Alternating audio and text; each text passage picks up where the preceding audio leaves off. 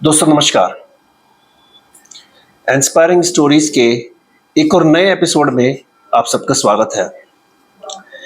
क्या आपने कभी सुना है कभी कि भाई कोई ऐसा खिलाड़ी हो या कोई ऐसा इंसान हो, वो जिंदगी में पिटता रहे फिर उठता रहे, पिटता रहे फिर उठता रहे, पिटता रहे फिर उठता रहे, और ये पिटना उठना फितरत बन जाए और अंत में आके इस तरीके से अपने आप को उभार ले या जीवन में इस तरीके से अपने आप को पेश करे कि दूसरों के लिए मिसाल बन जाए या प्रेरणा बन जाए। जी हाँ, आज एक ऐसे भारतीय क्रिकेटर की कहानी मैं आपको बताऊंगा। आप शायद यकीन करना मुश्किल हो जाएगा कि उस भारतीय क्रिकेटर के जीवन में एक मोड़ आया था जब एक उसके साथी भारतीय क्रिकेटर ने उसको धोखा दिया था। शायद उनकी जो धर्म पत्नी थी, there was a bit of love triangle या रिलेशनशिप के कारण कुछ हुआ था। और एक ऐसा क्रिकेटर, ऐसा भारतीय क्रिकेटर जिसका जो भविष्य था या जिसको मौका मिला सिर्फ जब जब बड़े बड़े स्थापित खिलाड़ी या तो छुट्टी पर गए या रेस्ट लिया या चोटिल थे। जी हाँ, आज मैं बात करूंगा भारत के एक बल्लेबाज दिनेश कार्तिक की, विकेट कीपर बल्लेबाज दिनेश कार्तिक की। मैंने विकेट कीपर बल्लेबाज क्यों कहा? क्योंकि वो दौर था 2004 का। 2004 में लगभग उस वक्त देश के सब बड़े जो क्रिकेटर हैं, विकेट कीपर बल्लेबाज महेंद्र सिंह धोनी हमारे इन्होंने देश के लिए खेलना शुरू किया। तो उस वक्त इन्होंने भी अपना डेब्यू किया। 2004 में ही ओडीआई का डेब्यू हुआ और 2004 में ही टेस्ट मैच का डेब्यू हुआ। लेकिन आपको खुद पता है कि महेंद्र सिंह धोनी ने करियर की वो ऊंचाइयां प्राप्त कर ली कि दूसरे विकेट कीपर को स्थापित होना टीम में बहुत मुश्किल था। लेकिन टैलेंट था दिनेश कार्तिक में। तो यही हुआ साहब, वो डेब्यू हुआ, उसके बाद उधर महेंद्र सिंह धोनी भी स्थापित होते चले गए। तो कभी ऑन एंड ऑफ टीम में रहे, कभी मौका मिला कभी नहीं मिला, और कभी मिला मौका तो परफॉर्मेंस कम रही। और शायद मुझे याद आता है, मैं एक दो आपसे जिक्र करूं, 2007 में जब ओपनर चोटिल हुआ तो वीरेंद्र सहवाग चोटिल हुए तो इनको मौका मिला इंग्लैंड के टूर पर। इन्होंने अच्छे यहाँ पर परफॉर्मेंस दी और शायद वो ही was highest run getter in that series, और जहाँ पर वो इंडिया जीती। फिर उसके बाद सहवाग वापस आ गए तो इनको मौका नहीं मिला। तो इस दौरान एक और एंगल आता है, 2007 के आसपास इनकी जो एक चाइल्डहुड फ्रेंड थी निकिता विजय, उनसे उनकी शादी होती है। तो सब कुछ सही चल रहा था, इंडियन टीम में भी डोमेस्टिक लेवल पे भी प्रदर्शन करे। लेकिन एक खास बात ये थी, जब वो अपने पीक पर थे जब भी उनको शायद खेलने का मौका नहीं मिला। लेकिन एक एक पॉइंट आता है कि शायद कोई दूसरे इनके साथी क्रिकेटर थे, मुरली विजय। एक एंगल सामने आता है कि जो इनकी वाइफ है, Murali Vijay and his wife was in relationship. तो उसकी वजह से वो ही गॉट डिप्रेस्ड या एक लाइफ में it came as a setback. तो दिनेश कार्तिक के सामने ये पॉइंट आया और उसके बाद काफ़ी चीज़ें हुई, दोनों में लड़ाइयाँ भी हुई। मेरे ख्याल से दोनों में बोलना बंद हुआ और दोनों साथ भी खेलते थे, लेकिन ऐसा हुआ। लेकिन उसके बाद दे फाइनली गॉट डाइवोर्स्ड। तो दिनेश कार्तिक के साथ ये भी हुआ। उसके बाद दिनेश कार्तिक भी टीम में आते रहे जाते रहे। फिर उसके बाद आईपीएल आता है। आईपीएल में क्या होता है, आईपीएल में शुरू में डीडी ने खरीदा।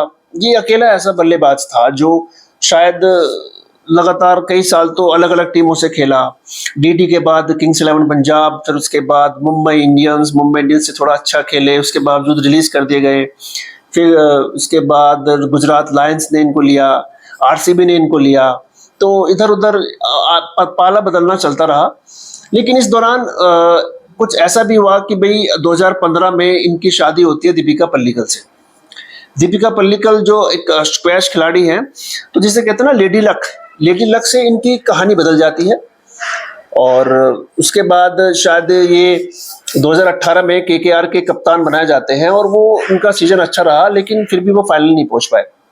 दिनेश कार्तिक अकेले ऐसे खिलाड़ी हैं जिनको जाना जाता है। एक स्टंपिंग इन्होंने की थी माइकल बॉन्ड की, क्या शानदार स्टंपिंग की थी, एयरबॉर्न होकर स्टंपिंग की। इनको जाना जाता है 2018 में बांग्लादेश के खिलाफ लास्ट ओवर में छक्का लगाकर वो मैच जिताना बांग्लादेश के खिलाफ और श्रीलंका में। और काफ़ी इनका उतार चढ़ाव भरा करियर रहा। लेकिन 2018 में ये कप्तान बनाए गए, अच्छा नहीं खेले, फिर उसके बाद शायद इनको कप्तानी से भी अगले सीजन में शायद इनको खेलते रहे, कप्तान नहीं रहे। अब अब क्या कहानी आती है, दिनेश कार्तिक अब क्यों लाइमलाइट में है? दिनेश कार्तिक को पिछली बार रिलीज किया गया, अब वो आरसीबी में आता है, आरसीबी में आते हैं। आरसीबी जो अब फिलहाल जो गेम चल रहा है, आरसीबी को उन्होंने प्लेऑफ में पहुंचा दिया एक लंबे अंतराल के बाद, इन दोनों ऑफ होने के बाद। और अपने करियर में अगर मैं स्टैट की बात करूं तो ओडीआई में 94 मैचेस खेले हैं और टेस्ट में 26 मैचेस खेले हैं और T20 में भी इन्होंने 32 मैच खेले हैं और आईपीएल में 228 मैच खेले हैं। तो कुल मिला के 3000 रन तो इनके फॉर्मेट में, इंटरनेशनल फॉर्मेट में। इस इंसान की, इस बंदे की 37 साल के कार्तिक की जो किस्मत बदलती है 2022 में आके, और शायद मुझे पता चला था, इन्होंने बीच में कमेंट्री भी शुरुआत कर दी। बहुत लोग कहने लगे थे कार्तिक इज फिनिश्ड, उसमें कुछ नहीं बचा है। लेकिन 2022 के आईपीएल में ये अकेला बंदा ऐसा उभरा जिसने बेंगलोर को, आरसीबी को प्लेऑफ तक पहुंचाने में एक महत्वपूर्ण भूमिका निभाई। जब भी मौके आए फिनिशिंग के, इन्होंने ऐसा अपना खेल दिखाया कि बेंगलोर के he prove to be a finisher. दूसरों से वाहवाही मिलने लगी। मुझे याद आता है एक मैच वहाँ पर राजस्थान रॉयल्स के खिलाफ मैच था, उन्होंने 23 बॉलों में 44 रन बना के वो मैच जिताया। तो एक क्रिकेटर जिसने क्या क्या नहीं झेला, बस वो उसको मौका जब मिला, जो कोई बड़ा स्थापित क्रिकेटर हट गया, और अब आकर जब 37 साल की उम्र में, और अभी फाइनली मैं आपको बताऊं आईपीएल में 14 मैचेस में 287 रन बनाने के बाद, अच्छा परफॉर्मेंस करने के बाद, जब टीम इनकी पहुंच गई प्लेऑफ्स में, इनको अब टीम्स कॉल आई है, इंडियन टीम कॉल। इनको जो अभी इंटरनेशनल सीरीज होने वाली है साउथ अफ्रीका के खिलाफ, इसमें कार्तिक को चुना गया। तो इतना लंबा एक तरह से स्ट्रगल करने के बाद, बहुत सारी चीजें झेलने के बाद, कार्तिक ने he has made a comeback, DK has made a comeback. आप खुद देखिए, आईपीएल फिलहाल मैं नहीं देख रहा हूं, लेकिन IPL is considered to be a platform for those who are new to the cricket.